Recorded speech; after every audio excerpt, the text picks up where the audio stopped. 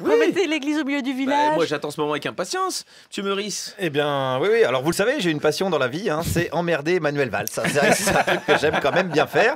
Mais bon, là, c'est vrai que ça devient compliqué. Le pauvre homme, il a atteint le stade ultime de l'humiliation. Même des nouilles dans le slip chez Hanouna lui redonneraient de la crédibilité. Alors, j'avais plus l'idée quand soudain, j'ai entendu... Pense à moi.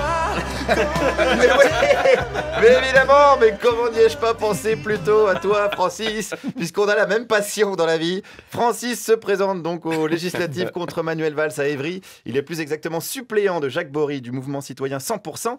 Et jamais une info ne m'avait autant donné envie d'habiter dans l'Essonne. Je pense que même l'Office de tourisme devrait rajouter dans sa brochure « Votez Francis Lalanne contre Manuel Valls ». C'est l'orgasme électoral assuré. Alors Francis, je l'ai rencontré ce matin. Enfin, je dis ce matin. Voilà, Francis, vous le savez, c'est le fils du vent et du soleil. Donc, on avait rencard à 9h sur l'île Saint-Louis. Je l'ai donc retrouvé à midi à Hôtel de Ville. C'est véridique. Et je lui ai posé des questions. D'abord, sur son adversaire principal, Manuel Valls. Est-ce que s'il perd, vous allez lui faire une chanson de soutien? S'il perd, je lui conseillerais de faire ce qu'il n'a jamais fait jusque-là, c'est-à-dire de réaliser ce qu'est vraiment la vie civile. C'est pas ma question, Francis. Attention, vous devenez politicien, vous répondez pas à ma question. Quelle était votre question? Est-ce que vous allez lui faire une chanson de soutien? Une chanson de soutien? Non. En revanche, Ce qui va être triste. Non mais écoutez, je lui conseille d'écouter mes chansons, il en trouvera certainement une qui lui conviendra parce que mes chansons sont souvent tristes. Mais laquelle lui conviendrait le mieux, tiens? Rentre chez toi. Et il l'aime pas, hein, comme beaucoup de Français d'ailleurs, hein, qui ne peuvent plus saquer Valls.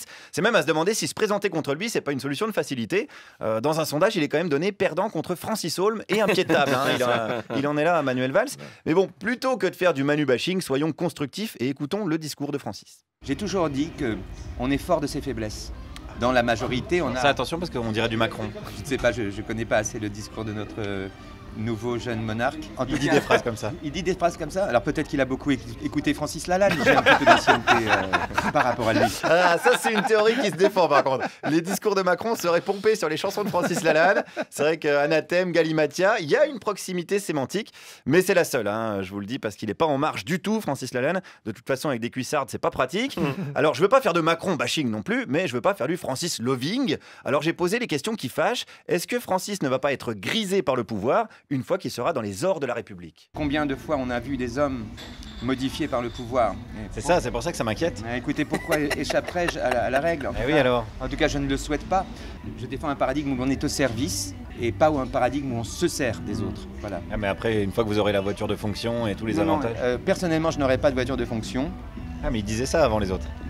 Oui, ils disent ce qu'ils veulent, mais moi, en tant que suppléant, je n'aurai pas de voiture de fonction. En tant que suppléant, c'est moi qui dois trouver une voiture pour balader Jacques. Vous n'aurez même pas une kangou de fonction, rien du tout? Même pas un Vélib de fonction. Mais à surveiller quand même, hein, même si c'est vrai, les propositions du mouvement 100% sont plutôt écolos.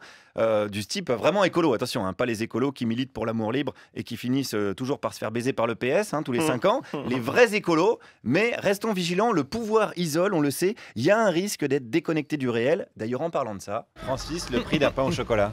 Je ne mange pas de pain au chocolat et je ne mange pas de pain, je suis allergique au gluten. Commencez pas à noyer le poisson, non, Francis. mais 60 centimes d'euros, un truc comme ça. 60 centimes d'euros le pain au chocolat?